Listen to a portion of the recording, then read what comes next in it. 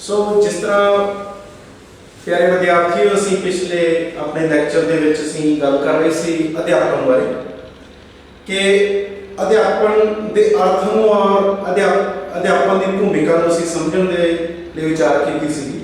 अज असीं उसे लैक्चर नूं अगे वधाउंदे होए असीं अध्यापन दे जिहड़े समान अर्थी शब्द ने जिस तरह जां तां असीं किते ना किते अध्यापन शब्द उन्हां शब्दां की जगह ते वरत लवांगे जां उन्हां शब्दां नूं असीं अध्यापन की जगह ते वरत लैंदे हां। पर उन्हां शब्दां दे विच और अध्यापन दे विच बहुत सारा अंतर है। जिस तरह असीं आम भी असीं गल करिए कि साधारण जिंदगी दे विच असीं बहुत सारे शब्दां नूं दूसरे की शब्द की जगह ते वरत लैंदे हां। हाँ, कई साधारण गल्लां दे विच तां ओहदा मीनिंग है जिहड़ा उसी तरह रहिंदा है, ओहदा अर्थ नहीं बदलदा। पर कई जगह जाके कुछ शब्दां दे जिहड़े अर्थ ने वो दूसरी जगह ते जाके बदल जाते हैं। सो उसी तरह ही जिस तरह अध्यापन शब्द है ਉਹਦੀ ਇੱਕ ਆਪਣੀ ਮਹੱਤਤਾ ਹੈ, ਪਰ ਉਹਦੇ ਜਿਹੜੇ ਸਮਾਨ ਅਰਥ ਸ਼ਬਦ ਨੇ ਉਹਨਾਂ ਦੀ ਆਪਣੀ ਮਹੱਤਤਾ ਹੈ। ਸੋ ਅਸੀਂ ਅਧਿਆਪਨ ਸ਼ਬਦ ਨੂੰ ਦੂਸਰਿਆਂ ਦੀ ਜਗ੍ਹਾ ਤੇ ਕਿਵੇਂ ਵਰਤ ਰਹੇ ਹਾਂ ਜਾਂ ਦੂਸਰੇ ਸ਼ਬਦ ਨੇ ਜਿਹੜੇ ਅਧਿਆਪਨ ਦੀ ਜਗ੍ਹਾ ਤੇ ਕਿਵੇਂ ਵਰਤ ਰਹੇ ਹਾਂ। ਸੋ ਉਹਨਾਂ ਦੇ ਬਾਰੇ ਅਸੀਂ ਵਿਚਾਰ ਕਰਾਂਗੇ ਕਿ ਉਹ ਸਮਾਨ ਅਰਥ ਸ਼ਬਦ ਕਿਹੜੇ ਨੇ ਜਿਹਨਾਂ ਨੂੰ ਕਿਤੇ ਨਾ ਕਿਤੇ ਅਸੀਂ ਅਧਿਆਪਨ ਦੇ ਬਰਾਬਰ ਜਾਂ ਅਧਿਆਪਨ ਦੀ ਜਗ੍ਹਾ ਤੇ ਅਸੀਂ ਵਰਤ ਲੈਂਦੇ ਹਾਂ। ਜਾਂ ਸੋ ਉਹਨਾਂ ਸ਼ਬਦਾਂ ਦੇ ਵਿੱਚ ਆਉਂਦਾ ਸਭ ਤੋਂ ਪਹਿਲਾਂ ਅਨੁਬੰਧਨ। पहला शब्द होता अनुबंधन, आड़े के नाम पहला है शब्द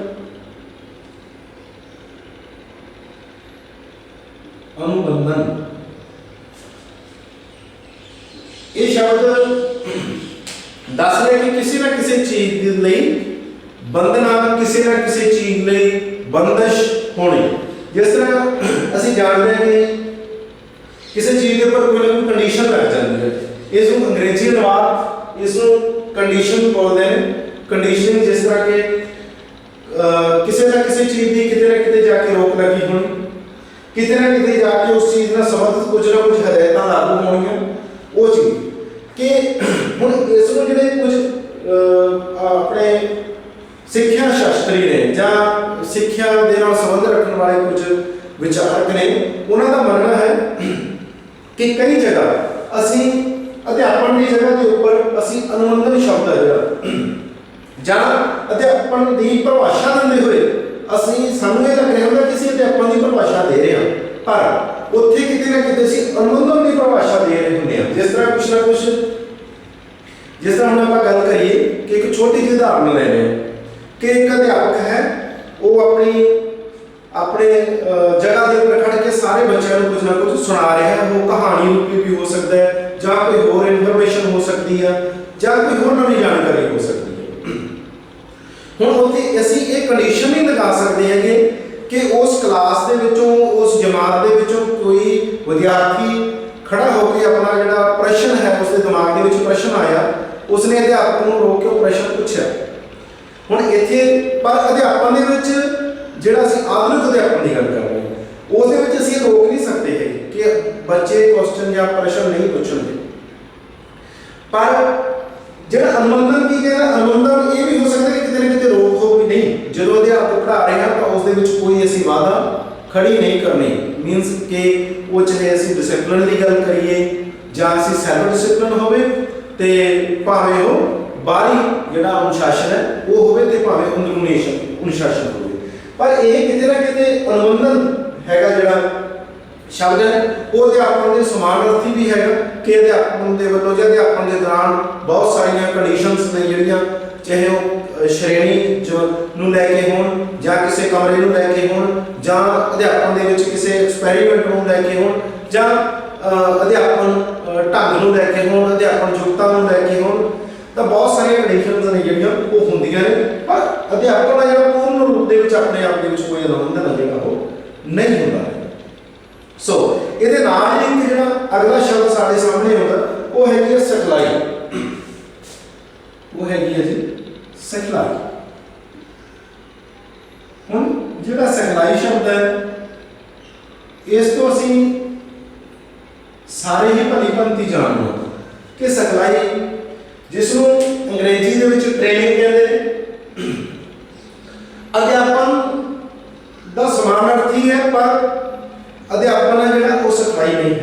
ਜਾਂ ਜਿਹੜੀ ਸਿਖਲਾਈ ਆ ਉਹ ਅਧਿਆਪਨ ਨਹੀਂ ਹੈਗਾ। ਅਧਿਆਪਨ ਦੇ ਵਿੱਚ ਕੁਝ ਸਿਖਲਾਈ ਦੇ ਗੁਣ ਸ਼ਾਮਲ ਹੁੰਦੇ ਨੇ। ਅਧਿਆਪਨ ਦੇ ਵਿੱਚ ਕੁਝ ਗੁਣ ਨੇ ਜੋ ਸਿਖਲਾਈ ਦੇ ਸ਼ਾਮਲ ਹੁੰਦੇ ਨੇ। ਹੁਣ ਜੇ ਅਸੀਂ ਸਿਖਲਾਈ ਸ਼ਬਦ ਬਣਿਆ ਸਿੱਖਣ ਤੋਂ, ਸਿਖਲਾਈ ਸ਼ਬਦ ਬਣਿਆ ਸਿੱਖਣ ਤੋਂ,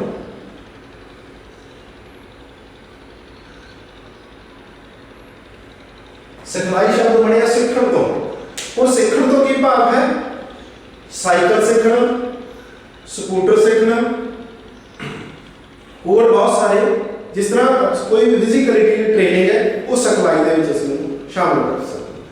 ਪਰ ਜਿਸ ਤਰ੍ਹਾਂ ਅੱਖਰਾਂ ਦੀ ਬਣਾਵਟ ਨੂੰ ਸਿੱਖਣਾ, ਜਿਸ ਤਰ੍ਹਾਂ ਅੱਖਰਾਂ ਦੀ ਬਣਾਵਟ ਨੂੰ ਸਿੱਖਣਾ, ਕੇਵਲ ਤੇ ਕੇਵਲ ਅੱਖਰਾਂ ਦੀ ਬਣਾਵਟ ਹੀ ਸਿਖਾਉਣਾ ਅਧਿਆਪਨ ਨਹੀਂ ਹੁੰਦਾ, ਜਾਂ ਕੇਵਲ ਅੱਖਰਾਂ ਦੀ ਬਣਾਵਟ ਸਿੱਖਣਾ ਅਸੀਂ ਉਹਨੂੰ ਪੂਰਨ ਰੂਪ ਦੇ ਵਿੱਚ ਜਾਂ ਸਰਵਪੱਖੀ ਅਸੀਂ ਸਿੱਖਣ ਦੇ ਵਿੱਚ ਨਹੀਂ ਲੈ ਕੇ ਆਉਂਦੇ। ਇੱਥੇ ਇੱਕੋ ਸ਼ਬਦ ਹੈ ਸਿਖਲਾਈ। ਉਸ ਸਿਖਲਾਈ ਜਿਹੜਾ ਸ਼ਬਦ ਹੈ ਅਸੀਂ ਕੀ ਕਰਾਂਗੇ ਕਿ ਜਿਹੜਾ ਸਿਖਲਾਈ ਹੈਗੀ ਆ ਉਹ ਪੂਰਨ ਰੂਪ ਦੇ ਵਿੱਚ ਆਪਣੇ ਆਪ 'ਚ ਅਧਿਆਪਨ ਨਹੀਂ ਹੁੰਦੀ, ਪਰ ਇਸ ਦੇ ਵਿੱਚ ਕੁਝ ਗੱਲਾਂ ਨੇ ਜਿਹੜੀਆਂ ਉਹ ਸਿਖਲਾਈ ਦੇ ਗੁਣ ਨੇ ਜਿਹੜੇ ਉਹ ਅਧਿਆਪਨ ਦੇ ਵਿੱਚ ਸ਼ਾਮਲ ਹੁੰਦੇ ਨੇ। ਜਿਸ ਤਰ੍ਹਾਂ ਅਧਿਆਪਨ ਦੇ ਕੁਝ ਨਾ ਕੁਝ ਨਿਯਮ ਹੁੰਦੇ ਨੇ, ਤਾਂ ਸਿਖਲਾਈ ਦੇ ਵੀ ਕੁਝ ਨਾ ਕੁਝ ਜਿਹੜੇ ਨੇ ਉਹ ਨਿਯਮ ਹੁੰਦੇ ਨੇ। ਜਿਸ ਤਰ੍ਹਾਂ ਕਲਾਸ ਦੇ ਵਿੱਚ ਬੈਠਣਾ, ਕਲਾਸ ਦੇ ਵਿੱਚ ਚੱਲਣਾ ਫਿਰਨਾ ਸਿੱਖਣਾ, ਗਰਾਊਂਡ ਦੇ ਵਿੱਚ ਕੁਝ ਗੱਲਾਂ ਸਿੱਖਣੀਆਂ, ਅੱਖਰਾਂ ਦੀ ਬਣਾਵਟ ਸਿੱਖਣੀ, ਕੋਣ ਅਸੀਂ ਗਣਿਤ ਦੀ ਗੱਲ ਕਰੀਏ ਤਾਂ ਕੋਣ ਸਿੱਖਣੇ, ਡਾਇਗ੍ਰਾਮ ਸਿੱਖਣੀਆਂ, ਇਹ ਸਾਰਾ ਕੁਝ ਸਿਖਲਾਈ ਦੇ ਵਿੱਚ ਆਉਂਦਾ। ਪਰ ਇਹਨੂੰ ਅਸੀਂ ਪੂਰਨ ਰੂਪ ਦੇ ਵਿੱਚ ਅਧਿਆਪਨ ਨਹੀਂ ਕਹਿ ਸਕਦੇ ਕਿ ਇਹ ਅਧਿਆਪਨ ਦੇ ਦੌਰਾਨ ਸਿਖਲਾਈ ਹੁੰਦੀ ਹੈ, ਪਰ ਸਿਖਲਾਈ ਦੇ ਦੌਰਾਨ ਅਧਿਆਪਨ ਹੋਏਗਾ ਇਹ ਕੋਈ ਜ਼ਰੂਰੀ ਨਹੀਂ ਹੈਗਾ। ਸੋ ਇਹਦਾ ਸਮਾਨ ਅਰਥ ਹੀ ਹੈਗਾ, ਪਰ ਇਸ ਤੋਂ ਸਿਖਲਾਈ ਤੇ ਅਧਿਆਪਨ ਜਿਹੜਾ ਉਹ ਅਲੱਗ ਹੈ। ਅਗਲਾ ਹੈ ਜੀ ਉਦੇਸ਼ਨ। ਅਗਲਾ ਸ਼ਬਦ ਹੈ ਉਦੇਸ਼ਨ।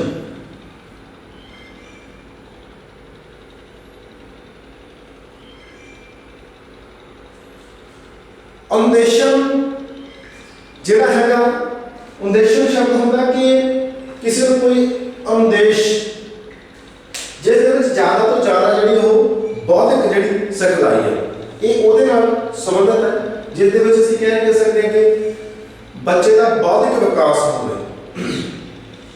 ਭਾਵੇਂ ਇਹ ਸਾਰੇ ਸ਼ਬਦ ਨੇ ਜਿਹੜੇ ਅਧਿਆਪਨ ਦੇ ਵਿੱਚ ਸ਼ਾਮਲ ਹੁੰਦੇ ਨੇ।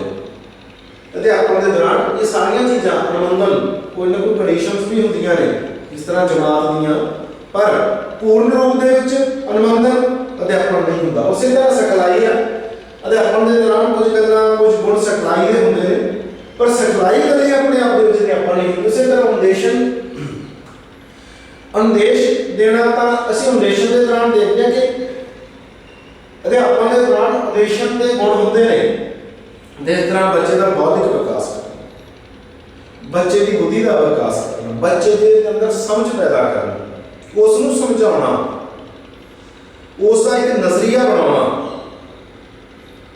ਉਸ ਦਾ ਸਕਾਰਾਤਮਕ ਨਕਾਰਾਤਮਕ ਨਜ਼ਰੀਆ, ਉਸ ਦੀ ਬੁੱਧੀ ਦੇ ਵਿੱਚ ਕੁਝ ਨਾ ਕੁਝ ਉਸ ਦੀ ਬੁੱਧੀ ਦਾ ਵਿਕਾਸ ਆਪਾਂ ਕਹਿ ਸਕਦੇ ਹਾਂ, ਤਾਂ ਉਹ ਉਦੇਸ਼ਨ ਦੇ ਵਿੱਚ ਆਉਂਦਾ। ਤਾਂ ਚੌਥਾ ਜਿਹੜੀ ਹੈਗਾ ਉਹ ਹੈਗਾ ਉਪਦੇਸ਼। ਚੌਥਾ ਸ਼ਬਦ ਉਪਦੇਸ਼, ਜਿਹੜਾ ਇਹਦਾ ਹੁਣ ਉਪਦੇਸ਼ ਹੈ ਜਿਹੜਾ ਉਪਦੇਸ਼ ਦੀ ਪ੍ਰਾਪਤੀ ਹੋਣੀ ਜਾਂ ਉਪਦੇਸ਼ ਨੂੰ ਪ੍ਰਾਪਤ ਕਰਨਾ, ਉਪਦੇਸ਼ ਨੂੰ ਸੁਣਨਾ, ਉਹ ਸੁਣਨ ਵਾਲੇ ਸਰੋਤੇ ਤੇ ਵਿਦਿਆਰਥੀ ਤੇ ਵਿਅਕਤੀਆਂ ਤੇ ਨਿਰਭਰ ਹੈਗਾ ਕਿ ਉਹ ਉਪਦੇਸ਼ ਦੀ ਪ੍ਰਾਪਤੀ ਕਿੱਥੋਂ ਕਰਦੇ। ਹੁਣ ਆਪਾਂ ਕਹੀਏ ਕਿ ਸ਼੍ਰੇਣੀ ਕਮਰੇ ਦੇ ਵਿੱਚ ਇੱਕ ਸ਼੍ਰੇਣੀ ਕਮਰੇ ਦੇ ਵਿੱਚ ਉਪਦੇਸ਼ ਦਿੱਤਾ ਜਾਂਦਾ ਹੈ ਜਾਂ ਸ਼੍ਰੇਣੀ ਕਮਰੇ ਦੇ ਵਿੱਚ ਉਪਦੇਸ਼ ਦਿੱਤੇ ਜਾ ਰਹੇ ਨੇ, ਇਹ ਨਹੀਂ ਹੋ ਸਕਦਾ। ਪਰ ਅਧਿਆਪਕ ਦੀ ਕਿਸੇ ਨਾ ਕਿਸੇ ਗੱਲ ਦੇ ਵਿੱਚੋਂ ਉਪਦੇਸ਼ ਰੂਪੀ ਮੈਸੇਜ ਜ਼ਰੂਰ ਮਿਲ ਸਕਦਾ। ਪਰ ਅਸੀਂ ਪੂਰਨ ਉਪਦੇਸ਼ ਦੀ ਗੱਲ ਕਰੀਏ ਕਿ ਅਧਿਆਪਨ ਸ਼੍ਰੇਣੀ ਜਾਂ ਅਧਿਆਪਨ ਕਰਵਾਉਣਾ ਜਾਂ ਅਧਿਆਪਨ ਕਰਨਾ, ਉਪਦੇਸ਼ ਦੇਣਾ, ਦੋਨੋਂ ਸਮਾਨ ਨੇ? ਨਹੀਂ। ਅਧਿਆਪਨ ਤਾਂ ਨਾ ਤਾਂ ਇੱਕ ਵਿਗਿਆਨਕ ਢੰਗ ਦੇ ਨਾਲ, ਇੱਕ ਤਰਕਵਾਦੀ ਢੰਗ ਦੇ ਨਾਲ ਬੱਚਿਆਂ ਨੂੰ ਸਮਝਾਇਆ ਜਾਂਦਾ ਹੈ। ਉਪਦੇਸ਼ ਹੁੰਦਾ ਕਿ ਕਿਸੇ ਆਪਾਂ ਕਹਿੰਦੇ ਕਿ ਕਿਸੇ ਨਾ ਕਿਸੇ ਨੈਤਿਕ ਗੱਲ ਬਾਰੇ ਦੱਸਣਾ, ਭਾਵੇਂ ਉਹ ਵਿਗਿਆਨਕ ਨਾਲ ਹੋਵੇ, ਭਾਵੇਂ ਉਹ ਤਰਕਵਾਦੀ ਤਰੀਕੇ ਦੇ ਨਾਲ ਹੋਵੇ, ਪਰ ਉਪਦੇਸ਼ ਦੇਣਾ ਅਧਿਆਪਨ ਤੋਂ ਅਲੱਗ ਹੈ। ਕਿਉਂਕਿ ਅਧਿਆਪਨ ਦੇ ਦੌਰਾਨ ਜੋ ਉਪਦੇਸ਼ ਹੈ, ਉਪਦੇਸ਼ ਦੀ ਜਿਹੜੀਆਂ ਕਹਿ ਲਓ ਕਿ ਉਪਦੇਸ਼ ਦੇ ਕੋਈ ਢੰਗ, ਜਾਣੀ ਕਿ ਕੋਈ ਇਹ ਢੰਗ ਨਹੀਂ ਬਣਿਆ ਕਿ ਉਪਦੇਸ਼ ਕੇਵਲ ਇਸੇ ਢੰਗ ਨਾਲ ਦਿੱਤਾ ਜਾ ਸਕਦਾ, ਜਾਂ ਉਪਦੇਸ਼ ਦੀਆਂ ਕੋਈ ਯੁਕਤਾਂ ਨਹੀਂ ਹੈਗੀਆਂ, ਜਾਂ ਉਪਦੇਸ਼ ਦੇ ਕੋਈ ਕੁਐਸਚਨਸ ਕੋਈ ਨਹੀਂ ਬਣੀਆਂ ਹੈਗੀਆਂ ਪੱਕੀਆਂ ਕਿ ਇਹਨਾਂ ਦੇ ਨਾਲ ਹੀ। ਪਰ ਜਿਹੜਾ ਅਧਿਆਪਨ ਹੈ ਉਹਦੀਆਂ ਅਲੱਗ ਉਹਦੇ ਢੰਗ ਨੇ, ਅਧਿਆਪਨ ਦੀਆਂ ਕੁਛ ਨਾ ਕੁਛ ਆਪਣੀਆਂ ਬਰੀਕੀਆਂ ਨੇ, ਕੁਝ ਨਿਯਮ ਨੇ। ਹਾਂ, ਪਰ ਅਧਿਆਪਨ ਦੇ ਦੌਰਾਨ ਉਪਦੇਸ਼ ਦਿੱਤਾ ਜਾ ਸਕਦਾ, ਪਰ ਉਪਦੇਸ਼ ਦੇਣ ਦੇ ਦੌਰਾਨ ਅਧਿਆਪਨ ਸੰਭਵ ਨਹੀਂ। ਸੋ ਇਹ ਤਾਂ ਸਮਾਨਾਰਥੀ ਸ਼ਬਦ ਨੇ। ਇਸ ਤਰ੍ਹਾਂ ਅਨੁਮੰਦਨ ਹੈ, ਸਿਖਲਾਈ, ਅਨੁਦੇਸ਼ਨ, ਉਪਦੇਸ਼। ਸੋ ਇਹ ਆਪਣੇ ਆਪ ਦੇ ਵਿੱਚ ਜਦੋਂ ਅਸੀਂ ਸਾਰੇ ਜਿਹੜੇ ਤੱਤ ਨੇ ਮਿਲ ਕੇ ਇਹ ਅਧਿਆਪਨ ਦੇ ਵਿੱਚ ਸ਼ਾਮਲ ਹੁੰਦੇ, ਪਰ ਇਹ ਇਕੱਲਾ ਸ਼ਬਦ ਆਪਣੇ ਆਪ ਦੇ ਵਿੱਚ ਪੂਰਨ ਅਧਿਆਪਨ ਨਹੀਂ ਹੁੰਦਾ ਹੈ। ਸੋ ਇਹਦੇ ਸਮਾਨਾਰਥੀ ਨੇ। ਕਿਤੇ ਨਾ ਕਿਸੇ ਕਹਾਣੀ ਦੇ ਵਿੱਚ, ਕਿਸੇ ਨਾ ਕਿਸੇ ਕਹਿ ਲਓ ਕਿ ਇਸ ਤਰ੍ਹਾਂ ਦੀਆਂ ਜਿਹੜੀਆਂ ਸਮਾਜਿਕ ਘਟਨਾਵਾਂ ਹੁੰਦੀਆਂ ਨੇ, ਜਾਂ ਸਮਾਜਿਕ ਪ੍ਰਕਿਰਿਆਵਾਂ ਹੁੰਦੀਆਂ ਨੇ, ਜਾਂ ਸਾਡੀ ਆਮ ਗੱਲਬਾਤ ਹੁੰਦੀ ਹੈ, ਸਧਾਰਨ ਗੱਲਬਾਤ ਹੁੰਦੀ ਹੈ, ਉਹਦੇ ਵਿੱਚ ਅਸੀਂ ਇਹਨਾਂ ਸ਼ਬਦਾਂ ਦੀ ਵਰਤੋਂ ਜਿਹੜੀ ਉਹ ਅਧਿਆਪਨ ਦੇ ਨਾਲ ਜੋੜ ਕੇ ਜਾਂ ਅਧਿਆਪਨ ਦੀ ਜਗ੍ਹਾ ਤੇ ਕਰ ਰਹੇ ਨੇ। ਸੋ ਇਹ ਉਹਨਾਂ ਦੇ ਸਮਾਨਾਰਥੀ ਸ਼ਬਦ। ਅਸੀਂ ਅਗਲੀ ਗੱਲ ਕਰਾਂਗੇ, ਇਹ ਜਿਹੜੇ ਸ਼ਬਦ ਨੇ ਜਾਂ ਜੋ ਅਸੀਂ ਹੁਣ ਤੱਕ ਪੜ੍ਹ ਰਹੇ ਹਾਂ, ਜਾਂ ਜੋ ਅਸੀਂ ਹੁਣ ਤੱਕ ਵਿਚਾਰ ਕਰ ਰਹੇ ਹਾਂ, ਉਹਨਾਂ ਵਿਚਾਰਾਂ ਜਾਂ ਉਹਨਾਂ ਸਮਾਨਾਰਥੀ ਸ਼ਬਦਾਂ ਤੋਂ, ਉਹਨਾਂ ਪਰਿਭਾਸ਼ਾਵਾਂ ਤੋਂ ਸਾਨੂੰ ਇੱਕ ਚੀਜ਼ ਸਾਨੂੰ ਸਮਝ ਲੱਗਣੀ ਚਾਹੀਦੀ ਹੈ ਕਿ ਅਧਿਆਪਨ ਹੈ ਕੀ। ਅਧਿਆਪਨ ਦੀ ਪਰਿਭਾਸ਼ਾ ਜਾਂ ਅਧਿਆਪਨ ਦਾ ਅਰਥ ਸਾਨੂੰ ਇਹਨਾਂ ਗੱਲਾਂ ਤੋਂ, ਜਾਂ ਜੋ ਅਸੀਂ ਵਿਚਾਰ ਕੀਤੇ ਤੋਂ ਬੜਾ ਸਮਝ ਆਉਣਾ ਚਾਹੀਦਾ। ਅਸੀਂ ਹੁਣ ਅਗਲੀ ਗੱਲ ਕਰੀਏ। ਅਗਲੀ ਗੱਲ ਇਹ ਹੁੰਦਾ ਹੈ ਕਿ ਜਦੋਂ ਅਧਿਆਪਨ ਦੇ ਵਿੱਚ ਕਿਹੜੀਆਂ ਇਹ ਗੱਲਾਂ ਨੇ ਉਹ ਸਾਨੂੰ ਸਹਿਜ ਸੁਭਾਅ ਵੇਖਣ ਨੂੰ ਮਿਲਦੀਆਂ ਨੇ, ਜਿਹੜੀ ਕਿ ਉਹਦੀ ਪ੍ਰਕਿਰਤੀ, ਜਾਂ ਸਾਨੂੰ ਅਧਿਆਪਨ ਦੀ ਪ੍ਰਕਿਰਤੀ ਦਾ ਪਤਾ ਚੱਲਦਾ ਕਿ ਅਧਿਆਪਨ ਕਿਸ ਤਰ੍ਹਾਂ ਦਾ ਹੁੰਦਾ ਹੈ।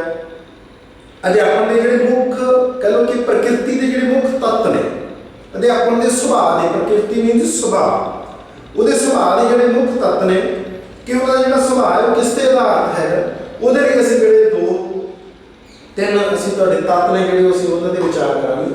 ਸਭ ਤੋਂ ਪਹਿਲੀ ਹੈ ਕਿ ਸੂਝ-ਬੂਝ। ਫਸਟ ਹੈ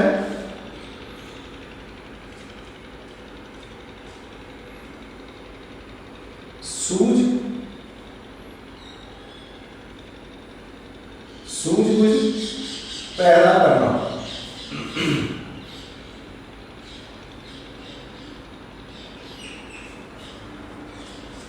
ਆਪਣੇ ਵਿਦਿਆਰਥੀਆਂ ਦੇ ਵਿੱਚ ਹਰੇਕ ਅਧਿਆਪਕ ਦਾ ਇੱਕ ਬੜਾ ਵੱਡਾ ਕਹਿ ਲਓ ਕਿ ਉਸ ਦਾ ਇੱਕ ਬੜਾ ਵੱਡਾ ਟੀਚਾ, ਇੱਕ ਬੜਾ ਵੱਡਾ ਉਦੇਸ਼ ਹੁੰਦਾ ਹੈ ਕਿ ਉਹ ਆਪਣੇ ਵਿਦਿਆਰਥੀਆਂ ਦੇ ਵਿੱਚ ਸੂਝ ਨੂੰ ਪੈਦਾ ਕਰੇ, ਸੂਝ-ਬੂਝ ਪੈਦਾ ਕਰੇ, ਉਹਨਾਂ ਦੇ ਵਿੱਚ ਸਮਝ ਪੈਦਾ ਕਰੇ, ਉਹਨਾਂ ਦੇ ਵਿੱਚ ਕਾਬਲੀਅਤ ਪੈਦਾ ਕਰੇ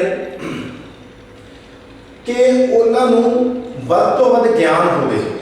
ਉਹ ਆਪਣੀ ਕਿਸੇ ਵੀ ਸਮੱਸਿਆ ਨੂੰ, ਜਾਂ ਆਪਣੇ ਕਿਸੇ ਵੀ ਉਹਨਾਂ ਦੇ ਮਨ ਚੋਂ ਪੈਦਾ ਹੋਇਆ ਜਾਂ ਕਿਸੇ ਦੂਸਰੇ ਦੇ ਮਨ ਚੋਂ ਪੈਦਾ ਹੋਇਆ ਕੋਈ ਵੀ ਪ੍ਰਸ਼ਨ ਹੈ, ਕੋਈ ਵੀ ਸਮੱਸਿਆ ਹੈ, ਉਸ ਨੂੰ ਸੌਖੇ ਤਰੀਕੇ ਦੇ ਨਾਲ ਸੁਲਝਾ ਸਕਣ। ਸੋ ਇੰਨੀ ਜਿਹੜੀ ਸੂਝ-ਬੂਝ ਹੈ ਉਹ ਪੈਦਾ ਹੋਣੀ ਚਾਹੀਦੀ ਹੈ। ਅਧਿਆਪਨ ਦੇ ਵਿੱਚ ਇਹ ਅਧਿਆਪਨ ਦਾ ਇੱਕ ਜ਼ਰੂਰੀ ਤੱਤ ਹੈ ਕਿ ਜਾਂ ਅਧਿਆਪਨ ਦੀ ਇੱਕ ਜ਼ਰੂਰੀ ਕਹਿ ਲਓ ਕਿ ਸੁਭਾਅ ਹੈ ਕਿ ਅਧਿਆਪਨ ਦੇ ਨਾਲ ਵਿਦਿਆਰਥੀਆਂ ਦੇ ਅੰਦਰ ਵੱਧ ਤੋਂ ਵੱਧ ਸੂਝ-ਬੂਝ, ਸਮਝ ਪੈਦਾ ਕਰਨੀ, ਇੱਕ ਗਿਆਨਾਤਮਕ ਸੋਚ ਹੈ ਜਿਹੜੀ ਉਹ ਪੈਦਾ ਕਰਨੀ। और इसका अगला है वातावरण संयोजन। दूसरा वाला है बारी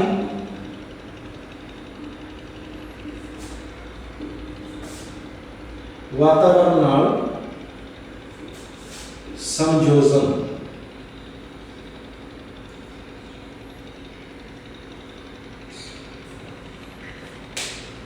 ਹੁਣ ਬਾਹਰੀ ਵਾਤਾਵਰਨ ਕੀ ਹੁੰਦਾ ਹੈ? ਬਾਹਰੀ ਵਾਤਾਵਰਨ ਇੱਕ ਤਾਂ ਕੁਦਰਤੀ ਵਾਤਾਵਰਨ ਹੈ, ਇੱਕ ਸਮਾਜਿਕ ਵਾਤਾਵਰਨ ਹੈ।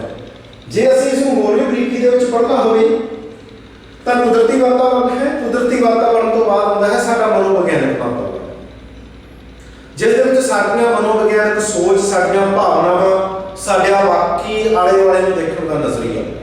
ਉਸ ਤੋਂ ਬਾਅਦ ਆਉਂਦਾ ਹੈ ਸਮਾਜਿਕ ਵਾਤਾਵਰਨ, ਜਿਸ ਦੇ ਵਿੱਚ ਸਾਡੇ ਸੰਬੰਧ, ਸਾਡੇ ਰਿਸ਼ਤੇ, ਸਾਡਾ ਘਰ, ਸਾਡਾ ਸੱਭਿਆਚਾਰ, ਸਾਡਾ ਆਲਾ ਦੁਆਲਾ। ਉਸ ਤੋਂ ਬਾਅਦ ਆਉਂਦਾ ਹੈ ਜੀ ਆਰਥਿਕ ਵਾਤਾਵਰਨ,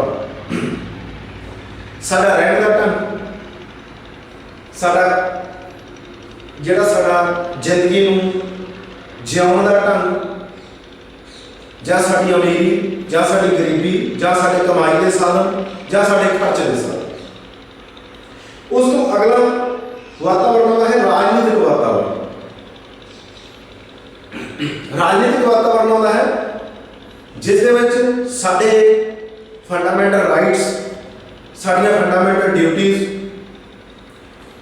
ਔਰ ਸਾਡੀਆਂ ਆਪਣੇ ਦੇਸ਼ ਨੂੰ ਲੈ ਕੇ ਸਾਡੇ ਦੇਸ਼ ਦੀਆਂ ਕਿਹੜੀਆਂ ਸਮੱਸਿਆਵਾਂ ਨੇ, ਸਾਡੇ ਦੇਸ਼ ਦੇ ਚਲੰਤ ਮਾਮਲੇ ਕਿਹੜੇ ਨੇ, ਸਾਡੇ ਦੇਸ਼ ਦਾ ਭਵਿੱਖ ਕਿਹੋ ਜਿਹਾ, ਸਾਡੇ ਦੇਸ਼ ਦਾ ਇਤਿਹਾਸ ਕੀ ਹੈ।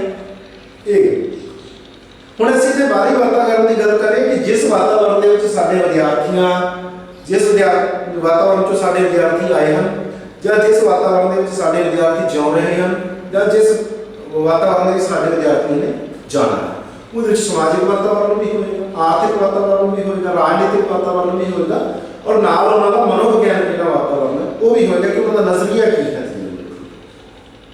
ਸੋ ਬਾਹਰੀ ਵਾਤਾਵਰਨ ਦੇ ਨਾਲ ਐਡਜਸਟਮੈਂਟ ਕਰਨੀ, ਸਮਝੋਜਨ ਕਰਨਾ, ਕੋਈ ਸਮੱਸਿਆ ਆਉਂਦੀ ਹੈ ਉਸ ਨੂੰ ਉਸ ਨਾਲ ਕਿਵੇਂ ਨਜਿੱਠਣਾ ਹੈ, ਸਮੱਸਿਆ ਨੂੰ ਕਿਵੇਂ ਦੂਰ ਕਰਨਾ ਹੈ, ਭਾਵੇਂ ਉਹ ਸਮਾਜਿਕ ਹੋਵੇ, ਆਰਥਿਕ ਹੋਵੇ, ਰਾਜਨੀਤਿਕ ਹੋਵੇ। ਸੋ ਇਸ ਤਰ੍ਹਾਂ ਦੀ ਸਮਝ ਪੈਦਾ ਕਰਨੀ, ਇੱਕ ਸਮਝੋਜਨ, ਇੱਕ ਐਡਜਸਟਮੈਂਟ ਜਿਹੜਾ ਬਾਹਰੀ ਵਾਤਾਵਰਨ ਹੈ ਉਸ ਦੇ ਨਾਲ ਕਿਵੇਂ ਕਰਨੀ ਹੈ, ਉਹ ਇੱਕ ਟੀਚਰ ਦੀ, ਇੱਕ ਅਧਿਆਪਨ ਦੀ ਇੱਕ ਗੁਣ ਹੈ ਅਧਿਆਪਨ ਦਾ, ਇੱਕ ਉਹਦਾ ਸੁਭਾਅ ਹੈ ਅਧਿਆਪਨ ਦਾ, ਵੀ ਉਹ ਆਪਣੇ ਵਿਦਿਆਰਥੀਆਂ ਦੇ ਵਿੱਚ ਇੰਨੀ ਕੁ ਕਾਬਲੀਅਤ ਪੈਦਾ ਕਰੇ ਕਿ ਉਹ ਉਸ ਵਾਤਾਵਰਨ ਦੀਆਂ ਜਿਹੜੀਆਂ ਸਮੱਸਿਆਵਾਂ ਨੇ, ਉਹ ਆਰਥਿਕ ਵਾਤਾਵਰਨ ਦੀਆਂ ਸਮੱਸਿਆਵਾਂ ਹੋਣ, ਉਹ ਸਮਾਜਿਕ ਵਾਤਾਵਰਨ ਦੀਆਂ ਸਮੱਸਿਆਵਾਂ ਹੋਣ, ਰਾਜਨੀਤਿਕ ਵਾਤਾਵਰਨ ਦੀਆਂ ਸਮੱਸਿਆਵਾਂ ਹੋਣ, ਉਹਨਾਂ ਨੂੰ ਸੌਖੀ ਤਰ੍ਹਾਂ ਉਹਨਾਂ ਨਾਲ ਨਿਜਟ ਸਕਣ ਔਰ ਉਹਨਾਂ ਨੂੰ ਸੁਲਝਾ ਸਕਣ। ਔਰ ਅਗਲਾ ਹੁੰਦਾ ਹੈ ਅਗਵਾਈ। अगला होता है जी अगुवाई।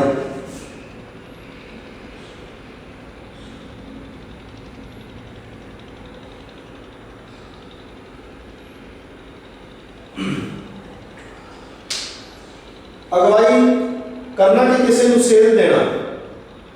हुण एक अध्यापन के दौरान एक अगवाई की जाती है, बच्चों अखरां की बनावट तो लैके उन्हां दी धुनियां, उन्हां दे अर्थ, बहुत कुछ, इत्थों तक कि जदों नैतिक गल्लां असीं सवेर की सभा दे विच खड़े हां, असीं कोई नैतिक सैमीनार करवाए ने, जां असीं कोई इस तरह के कोई नैतिक कार्य कीते ने, भावें NSS का कैंप होवे, NCC का कैंप होवे, स्काउट एंड गाइडिंग होवे, कुछ भी होवे, उस दे विच की हुंदा कि असीं जिहड़ा अध्यापक है, अध्यापन के दौरान वो एक अपने विद्यार्थियों की अगवाई भी करता रहता, भावें उन्होंने किसी पर्टिकुलर किसी अलग उन्होंने खेतर दे विच कोई उन्होंने विच प्रतिभाशाली कोई बच्चा होता है, क्योंकि जो खास गुण रखता है, कोई ड्राइंग का, कोई पेंटिंग का, कोई सिंगिंग का, कोई खेडा का, कोई लिखण का। सो उस तरह का जिहड़ा उस टैलेंट को खोजना और उसकी अगवाई करनी। अध्यापक के सारे बच्चे बराबर नहीं, उसका मतलब ये नहीं होता कि जो बच्चे खेडण वाले ने, या जो बच्चे सिंगिंग वाले ने, या जो बच्चे आप कह लो कि कोई लिखाई नहीं, उन्होंने सारे बच्चों ने समय समय पर या अध्यापक के दौरान क्रिया वापरती रहती है कि अध्यापक है जो अपने बच्चों की अगवाई करता जो रहता है। और असी चौथे गुण की गल करिए तो उस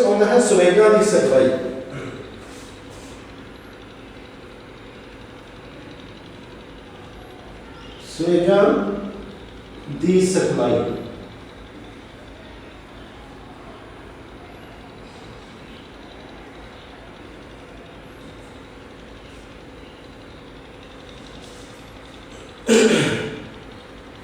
ਸਾਡੀਆਂ ਕੁਝ ਨਾ ਕੁਝ ਹਰ ਵਿਅਕਤੀ ਦੀਆਂ ਕੁਝ ਨਾ ਕੁਝ ਭਾਵਨਾਵਾਂ ਹੁੰਦੀਆਂ ਨੇ ਔਰ ਉਹਨਾਂ ਭਾਵਨਾਵਾਂ ਨੂੰ ਅੱਖੋਂ ਪਰੋਖੇ ਨਹੀਂ ਕੀਤਾ ਜਾਂਦਾ। ਉਸੇ ਤਰ੍ਹਾਂ ਅਧਿਆਪਨ ਦੇ ਦੌਰਾਨ ਭਾਵੇਂ ਉਹ ਸਿੱਖਣ ਦੀਆਂ ਹੋਣ, ਭਾਵੇਂ ਵੱਧ ਤੋਂ ਵੱਧ ਗਿਆਨ ਪ੍ਰਾਪਤੀ ਦੀਆਂ ਹੋਣ ਤੇ ਭਾਵੇਂ ABC ਕੁਝ ਵੀ ਭਾਵਨਾਵਾਂ ਨੇ ਜਿਹੜੀਆਂ ਹੋ ਸਕਦੀਆਂ ਨੇ। ਜਿਸ ਤਰ੍ਹਾਂ ਕੁਝ ਬੱਚੇ ਨੇ ਜਿਹੜੇ ਬਹੁਤ ਜ਼ਿਆਦਾ ਕਹਿ ਲਓ ਕਿ ਉਹ ਸੁਭਾਅ ਜਿਹੜਾ ਉਹਦਾ ਬਹੁਤ ਜ਼ਿਆਦਾ ਨਰਮ ਹੁੰਦਾ ਹੈ, ਉਹ ਉਸ ਤਰ੍ਹਾਂ ਦੇ ਉਹਨਾਂ ਦਾ ਉਹ ਕੋਮਲ ਕਲਾਵਾਂ ਜਾਂ ਹੋਰ ਕਹਿ ਲਓ ਕਿ ਉਸ ਤਰ੍ਹਾਂ ਦੇ ਉਹ ਵਿਚਾਰ ਕਰਦੇ ਹਨ, ਲਿਖਾਰੀ ਹੁੰਦੇ ਹਨ, ਲਿਖਣ ਦੇ ਲੱਗਦੇ ਹਨ। ਕੁਝ ਬੱਚੇ ਅਲੱਗ ਸੁਭਾਅ ਦੇ ਹੁੰਦੇ ਹਨ। ਭਾਵ ਕਿ ਕੇਵਲ ਤੇ ਕੇਵਲ ਅਸੀਂ ਬੌਧਿਕ ਵਿਕਾਸ ਵੀ ਕਰਨਾ, ਬੱਚਿਆਂ ਨੂੰ ਗਿਆਨਾਤਮਕ ਵਿਕਾਸ ਵੀ ਕਰਨਾ, ਉਸ ਦੇ ਨਾਲ ਨਾਲ ਅਧਿਆਪਨ ਦੇ ਦੌਰਾਨ ਭਾਵਨਾਤਮਕ ਵਿਕਾਸ ਜਿਹੜਾ ਬੱਚਿਆਂ ਦਾ ਉਹ ਵੀ ਕੀਤਾ ਜਾਂਦਾ ਕਿ ਬੱਚੇ ਦੀ ਭਾਵਨਾ ਕੀ ਹੈ, ਬੱਚੇ ਦਾ ਨਜ਼ਰੀਆ ਕੀ ਹੈ, ਬੱਚੇ ਦਾ ਬੱਚੇ ਨੂੰ ਇੱਕ ਸੇਧ ਦੇਣੀ ਹੈ। ਜਿਸ ਤਰ੍ਹਾਂ ਪਹਿਲਾਂ ਗੱਲ ਕੀਤੀ ਗਵਾਹੀ ਕਰਨੀ ਹੈ ਔਰ ਇਸ ਤਰ੍ਹਾਂ ਸਵੈਗਾ ਦੀ ਜਿਹੜੀ ਸਿਖਲਾਈ ਇਮੋਸ਼ਨਸ ਨੇ ਜਿਹੜੇ ਉਹਦੇ ਉਹਨਾਂ ਨੂੰ ਵੀ ਇੱਕ ਜਿਹੜਾ ਅਧਿਆਪਕ ਹੈ ਜਾਂ ਅਧਿਆਪਨ ਦੇ ਦੌਰਾਨ ਆ ਜਿਹੜਾ ਉਸ ਨੂੰ ਅੱਖੋਂ ਪਰੋਖੇ ਜਿਹੜਾ ਉਹ ਨਹੀਂ ਕੀਤਾ ਜਾਂਦਾ। ਅਗਲਾ ਸ਼ਬਦ ਹੈਗਾ ਸਿੱਖਿਆ ਸੰਗਠਨ। ਅਧਿਆਪਨ ਹੈ ਜਿਹੜਾ ਸਿੱਖਿਆ